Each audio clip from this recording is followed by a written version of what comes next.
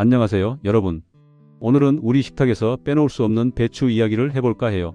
특히 배추와 함께 먹으면 좋은 음식, 그리고 조심해야 할 음식 조합에 대해서 자세히 알아보려고 하는데요.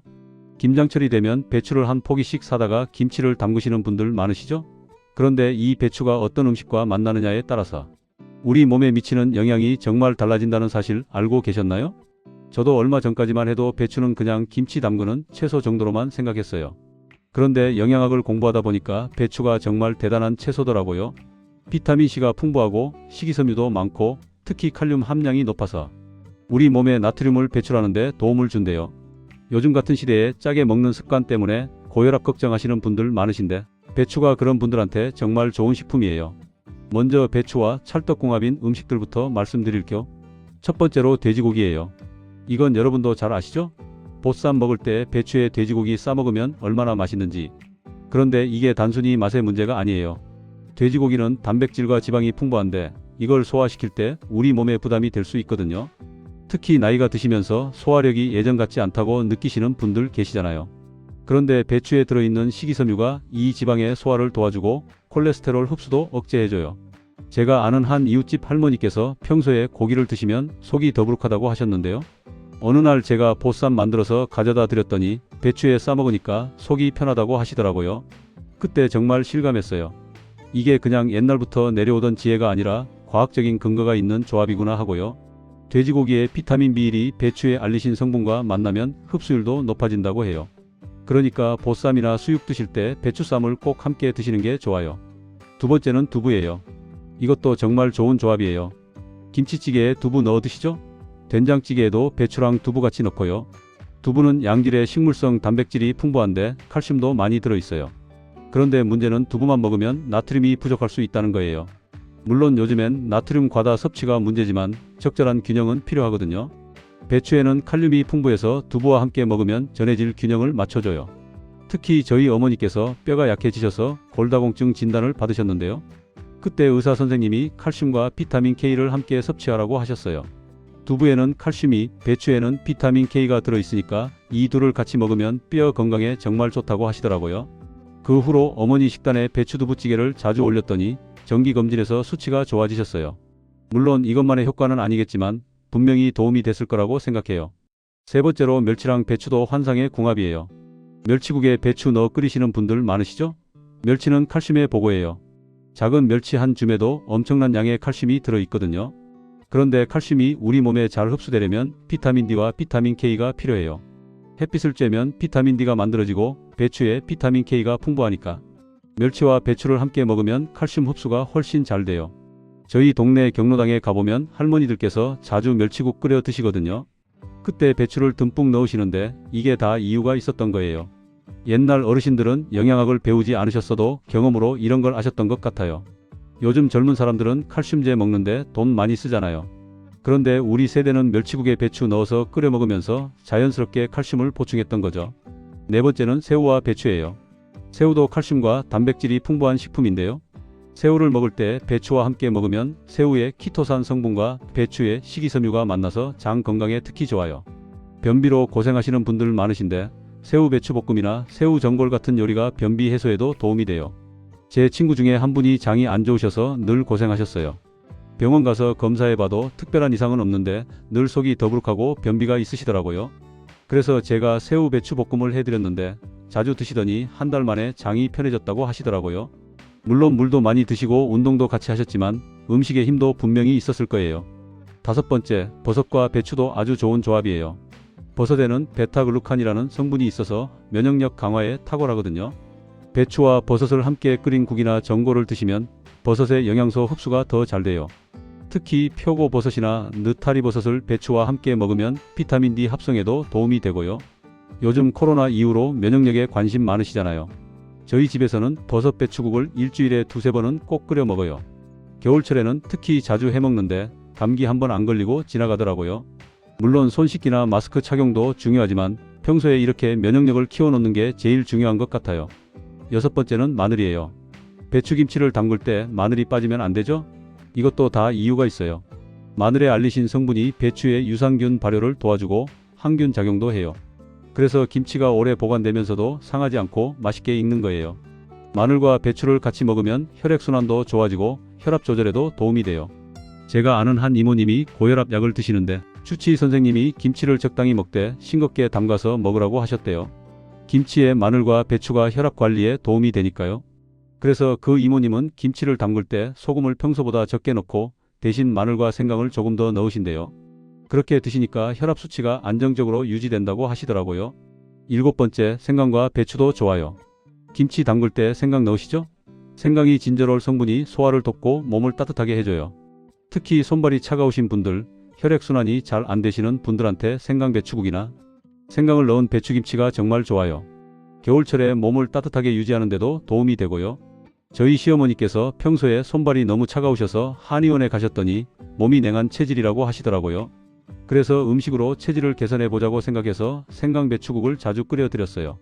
처음엔 별 기대 안 하셨는데 석 달쯤 지나니까 손발이 예전보다 따뜻해지셨다고 신기해 하시더라고요. 이렇게 음식이 약이 될 수도 있구나 싶었어요. 8번째, 고추와 배추도 환상의 조합이에요. 배추김치에 고춧가루 빠지면 안 되죠? 고추의 캡사이신 성분이 신진대사를 활발하게 하고 배추의 식이섬유와 만나면 다이어트에도 도움이 돼요. 또 캡사이신이 소화액 분비를 촉진해서 배추의 영양소 흡수도 더 잘 되게 해줘요. 제 동생이 작년에 살을 빼겠다고 운동도 하고 식단 조절도 했는데요. 그때 배추김치를 매 끼니마다 조금씩 먹었대요. 매운 김치를 먹으면 신진대사가 올라간다고 해서요.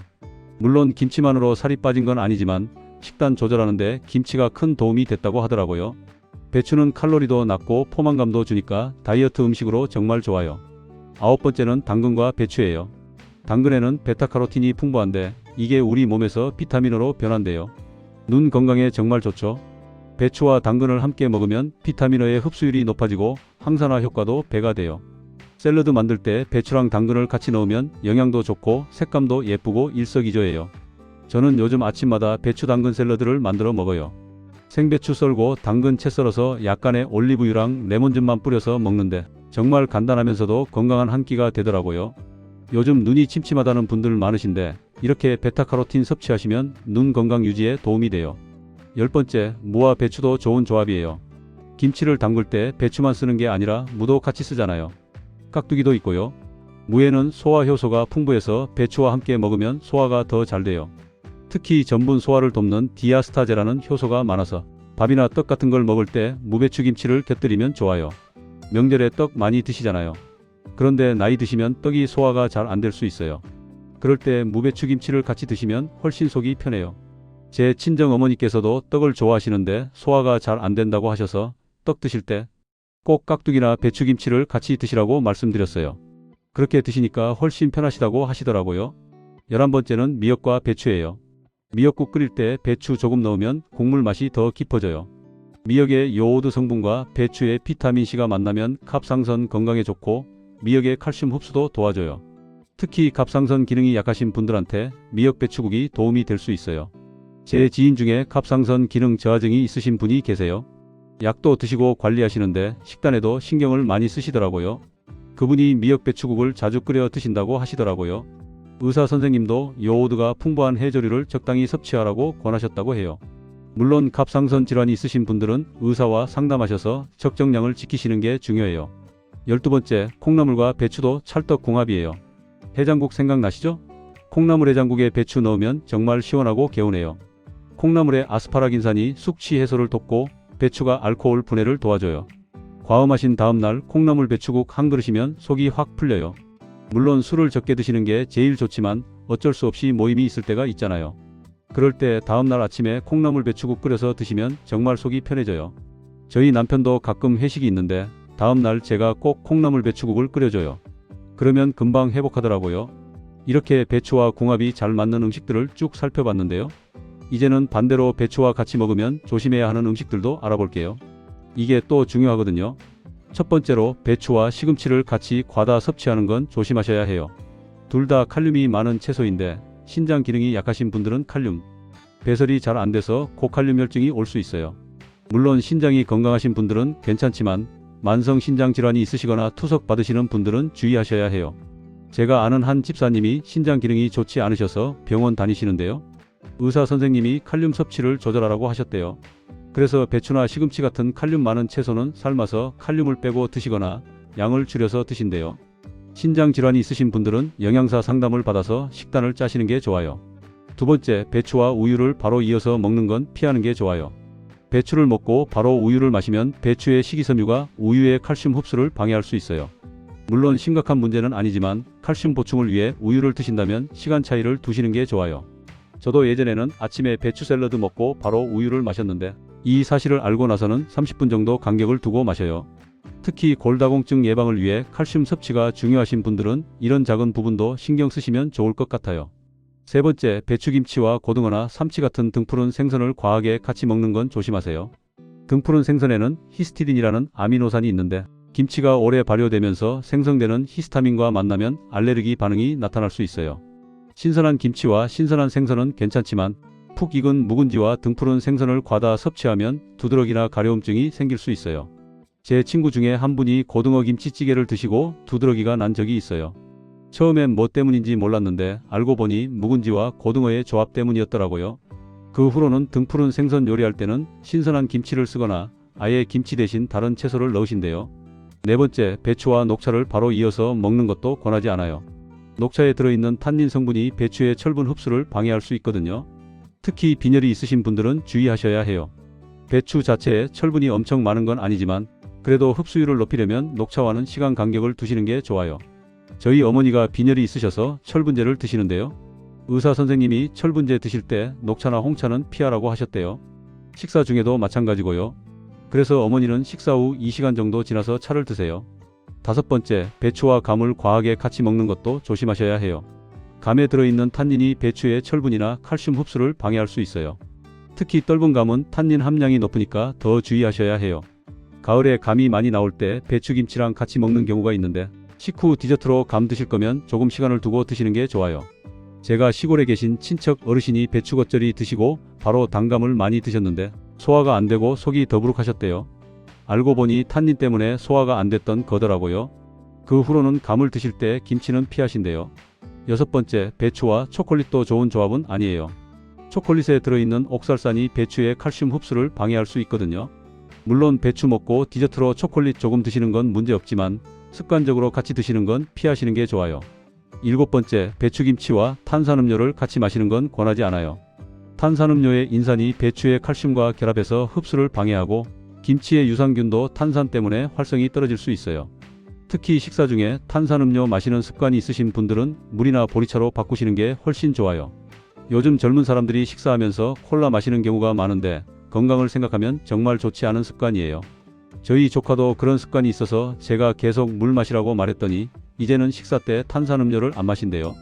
여덟 번째, 배추와 홍차를 바로 이어서 마시는 것도 피하세요. 녹차와 마찬가지로 홍차에도 탄닌이 많아서 영양소 흡수를 방해해요. 식후 차 한잔 하시고 싶으시면 1시간 정도 후에 드시거나 차 대신 따뜻한 물을 드시는 게 좋아요. 아홉 번째, 배추와 청량음료를 같이 먹는 것도 조심하세요. 청량음료에 들어있는 당분과 각종 첨가물이 배추의 유익한 성분 흡수를 방해할 수 있어요. 특히 당뇨가 있으신 분들은 청량음료 자체를 피하시는 게 좋고요. 열 번째, 배추와 술을 과하게 같이 먹는 것도 주의하셔야 해요. 적당히 배추김치를 안주로 먹는 건 괜찮지만 김치가 짜니까 술을 더 많이 마시게 되고 그러면 간에 부담이 가요. 특히 간 기능이 약하신 분들은 술안주로 짠 김치를 많이 드시면 간에 더 무리가 갈 수 있어요. 제 친구가 지방간 진단을 받았을 때 의사 선생님이 술을 끊으라고 하셨는데 술안주로 짠 음식, 특히 김치류를 많이 먹는 것도 문제라고 하시더라고요. 그래서 친구는 술을 끊고 김치도 싱겁게 담가서 적당히만 먹는다고 해요. 이제 배추를 더 건강하게 먹는 실전 팁들을 알려드릴 겸. 첫째, 배추를 고르실 때는 겉잎이 싱싱하고 녹색이 진한 것을 고르세요. 속이 꽉 찬 것이 좋고 들었을 때 묵직한 게 수분이 많아서 신선해요. 겉잎이 누렇거나 시든 건 오래된 거니까 피하시고요. 둘째, 배추를 보관할 때는 신문지에 싸서 냉장고 야채칸에 보관하시면 오래 보관할 수 있어요. 비닐봉지에 바로 넣으면 숨을 못 쉬어서 금방 물러지거든요. 신문지가 적당히 습기를 조절해줘서 배추가 더 오래 싱싱하게 유지돼요. 저는 배추를 한 포기 사면 바로 다 쓰지 않고 조금씩 쓰잖아요. 그럴 때 신문지에 싸놓으면 일주일도 거뜬해요. 예전에는 비닐봉지에 그냥 넣었다가 금방 물러져서 버린 적도 있었는데 신문지 보관법을 알고 나서는 낭비가 없어졌어요. 셋째, 배추를 씻을 때는 흐르는 물에 여러 번 헹구세요. 특히 겉잎보다 속잎 사이사이에 흙이나 벌레가 있을 수 있으니까 꼼꼼히 씻으셔야 해요. 요즘은 농약도 걱정되니까 베이킹소다를 푼 물에 10분 정도 담갔다가 헹구시면 더 안심하고 드실 수 있어요. 제가 아는 한 이웃분이 배추를 대충 씻어서 요리했다가 작은 벌레가 나온 적이 있으셨대요. 그 후로는 정말 꼼꼼히 씻으신다고 하시더라고요. 건강을 위해 먹는 건데 제대로 씻지 않으면 오히려 해가 될 수 있으니까 조금 번거로워도 잘 씻는 게 중요해요. 넷째, 배추를 익혀 먹을 때와 생으로 먹을 때의 영양소가 달라요. 생배추는 비타민C가 풍부하지만 익힌 배추는 소화가 더 잘 되고 베타카로틴 흡수율이 높아져요. 그러니까 생으로도 먹고 익혀서도 먹으면서 다양하게 섭취하시는 게 좋아요. 저는 아침에는 생배추 샐러드로 먹고 저녁에는 배추국이나 찌개로 익혀서 먹어요. 이렇게 하면 다양한 영양소를 골고루 섭취할 수 있더라고요. 생배추는 아삭아삭한 식감이 좋고 익힌 배추는 부드러워서 소화도 잘 되고요. 다섯째, 배추김치를 담글 때 소금을 너무 많이 넣지 마세요. 요즘은 짜게 먹는 습관 때문에 고혈압이나 심혈관 질환이 많잖아요. 김치를 조금 싱겁게 담가도 마늘이나 생강, 고춧가루로 맛을 낼 수 있어요. 소금 양을 평소보다 20%만 줄여도 건강에 훨씬 좋아요. 제 시어머니께서 고혈압이 있으셔서 김치를 싱겁게 담가 드리는데 처음엔 맛이 없다고 하셨어요. 그런데 한 달쯤 지나니까 오히려 이게 더 맛있다고 하시더라고요. 짜게 먹는 게 습관이 되면 입맛이 그렇게 길들여지는데 싱겁게 먹다 보면 재료 본연의 맛을 더 잘 느낄 수 있어요. 여섯째, 배추를 요리할 때 기름을 너무 많이 쓰지 마세요. 배추 자체가 칼로리가 낮은 채소인데 기름을 많이 쓰면 칼로리가 올라가죠. 특히 다이어트 중이신 분들은 배추를 삶거나 찌거나 살짝 볶는 정도로 조리하시는 게 좋아요. 저도 살 빼려고 할 때 배추를 많이 먹었는데요. 배추전을 해 먹을 때도 기름을 최소한으로만 두르고 부침가루도 적게 넣어서 만들었어요. 그래도 충분히 맛있더라고요. 건강하게 먹으려면 조리법도 신경 써야 해요. 일곱째, 배추를 먹을 때 다른 색깔 채소도 같이 먹으세요. 빨간 파프리카, 노란 호박, 초록, 오이 이런 식으로 다양한 색깔의 채소를 섞어 먹으면 영양소를 더 골고루 섭취할 수 있어요. 색깔이 다른 채소에는 각각 다른 파이토케미컬이 들어있거든요. 제가 요즘 배추 샐러드 만들 때 꼭 다른 색깔 채소를 섞어요. 보기에도 예쁘고 먹으면서도 다양한 맛과 영양을 느낄 수 있어서 좋아요. 특히 손주들이 놀러오면 알록달록한 샐러드를 만들어주는데 아이들도 신기해하면서 잘 먹더라고요. 여덟째, 배추를 먹을 때 충분한 물을 같이 드세요. 배추에 식이섬유가 많아서 변비 해소에 좋다고 말씀드렸잖아요. 그런데 식이섬유가 제대로 작용하려면 물이 필요해요. 물을 충분히 마시지 않으면 오히려 변비가 심해질 수 있어요. 저희 남편이 배추를 많이 먹는데 물은 잘 안 마셔서 변비로 고생한 적이 있어요. 그래서 제가 식사 전후로 물을 꼭 챙겨 마시라고 했더니 훨씬 나아지더라고요. 하루에 1.5리터에서 2리터 정도는 물을 마시는 게 좋아요. 아홉째, 배추김치는 발효 정도에 따라 영양소가 달라져요. 갓 담근 김치는 비타민C가 많고 적당히 익은 김치는 유산균이 가장 많아요. 너무 익은 김치는 신맛이 강해지고 나트륨도 상대적으로 높아지니까 적당히 익었을 때 드시는 게 제일 좋아요. 우리 집에서는 김치를 담그면 일주일 정도는 생김치로 먹고 2주에서 한 달 사이에 먹는 김치가 제일 맛있어요.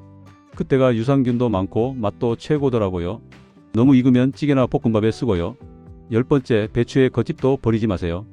요즘 사람들이 겉잎이 질기다고 버리는 경우가 많은데 겉잎에도 영양소가 많아요. 잘게 썰어서 국에 넣거나 쌈으로 먹거나 김치를 담글 때 같이 넣으면 돼요. 버리는 게 없이 알뜰하게 먹는 게 우리 세대의 지혜잖아요. 저는 배추 겉잎을 따로 모아뒀다가 된장찌개 끓일 때 넣어요. 푹 끓이면 부드러워지고 맛도 좋아요. 예전 우리 어머니들은 버리는 게 없이 다 활용하셨는데 요즘은 너무 쉽게 버리는 것 같아서 안타까워요. 11번째, 배추를 먹을 때 개인의 체질도 고려하셔야 해요. 배추는 성질이 차가운 채소예요. 그래서 평소에 몸이 차갑고 소화가 잘 안 되시는 분들은 생배추보다는 익혀서 드시는 게 좋아요. 반대로 몸에 열이 많으신 분들은 생배추가 더 잘 맞을 수 있고요. 제 친구 중에 한 분이 몸이 찬 체질이신데 생배추 샐러드를 자주 드셨더니 배가 자꾸 아프시더래요. 그래서 배추를 살짝 데쳐서 드시거나 따뜻한 국물 요리로 드시니까 괜찮아지셨대요. 자기 몸에 맞는 조리법을 찾는 게 중요해요. 12번째, 배추를 드실 때 알레르기가 있는지 확인하세요. 배추 알레르기는 드물지만 없는 건 아니에요. 배추를 먹고 입이 붓거나 가려움증이 생기거나 두드러기가 난다면 배추 알레르기일 수 있어요. 그럴 때는 병원에 가서 검사를 받아보시는 게 좋아요. 제가 아는 한 분이 김치를 먹을 때마다 입 주변이 가렵다고 하셨는데 알고 보니 배추 알레르기였어요. 고춧가루 때문인 줄 알았는데 배추 때문이었던 거죠. 그 후로는 배추 대신 다른 채소로 김치를 담가 드신대요. 13번째, 배추를 구입하실 때 가능하면 유기농 배추를 선택하세요. 요즘 농약 문제가 심각하잖아요. 특히 배추는 잎이 겹겹이 쌓여 있어서 농약이 잔류하기 쉬워요. 물론 유기농이 비싸긴 하지만 건강을 생각하면 투자할 가치가 있어요. 저는 작년부터 유기농 배추를 사서 김치를 담가요. 처음엔 가격이 부담됐는데 먹으면서 마음이 편하더라고요. 농약 걱정 없이 안심하고 먹을 수 있으니까요. 요즘은 로컬푸드 직매장 같은 데 가면 유기농 배추를 좀 더 저렴하게 살 수 있어요. 14번째, 배추를 먹을 때 적정량을 지키세요. 아무리 좋은 음식이라도 과하면 독이 될 수 있어요. 배추를 너무 많이 먹으면 갑상선 기능에 영향을 줄 수 있고 배가 차가워질 수 있어요. 하루에 100g에서 200g 정도가 적당해요. 제 동서가 다이어트 한답시고 배추만 엄청 먹었더니 갑상선 수치가 이상해졌대요.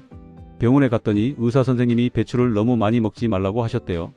모든 균형이 중요하다는 걸 그때 깨달았다고 하더라고요. 15번째, 배추 요리를 할 때 조리 시간을 지키세요.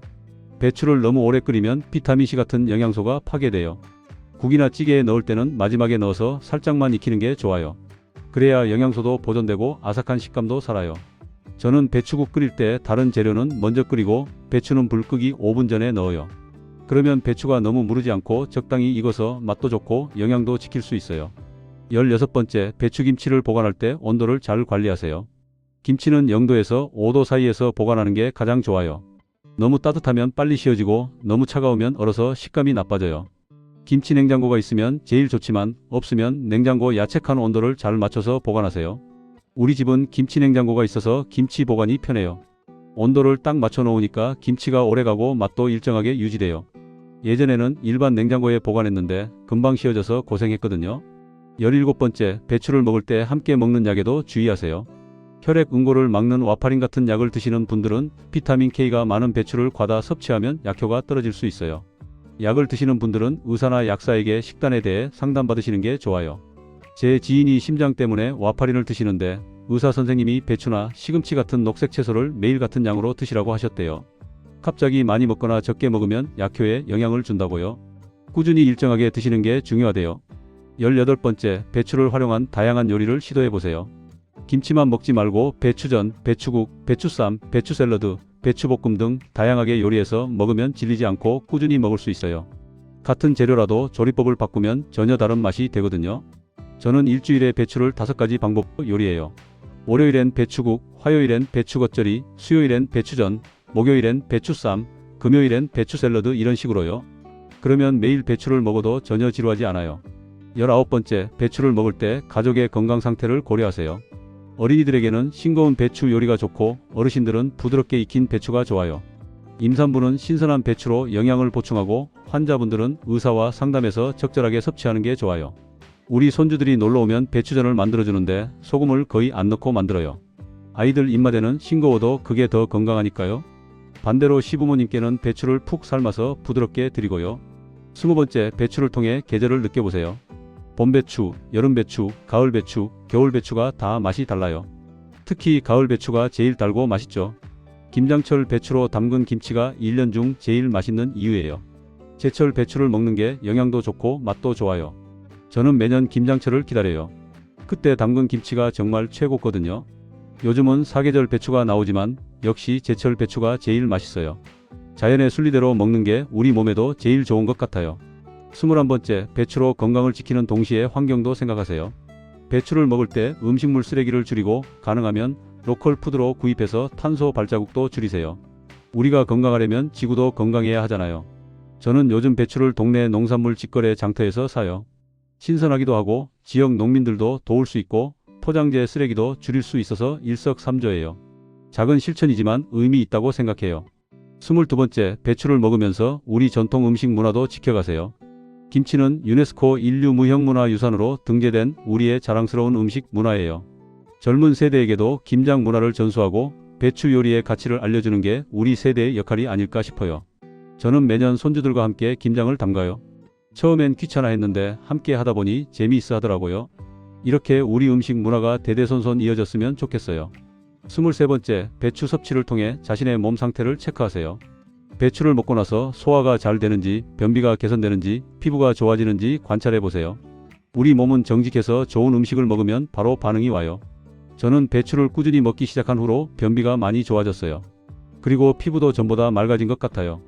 이런 작은 변화들이 쌓여서 건강이 되는 거니까 몸의 신호를 잘 들어야 해요. 24번째, 배추를 통해 이웃과의 정을 나누세요. 김장철에 김치 담가서 이웃과 나눠 먹는 우리 문화가 참 아름답잖아요. 혼자 건강한 것도 좋지만 함께 건강하면 더욱 좋아요.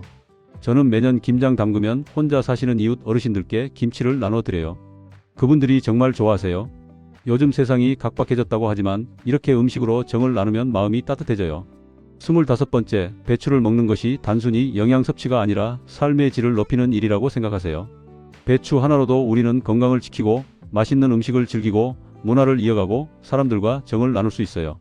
여러분, 오늘 배추와 궁합에 맞는 음식, 맞지 않는 음식에 대해 길게 이야기 나눴는데요. 결국 가장 중요한 건 균형 잡힌 식단이에요.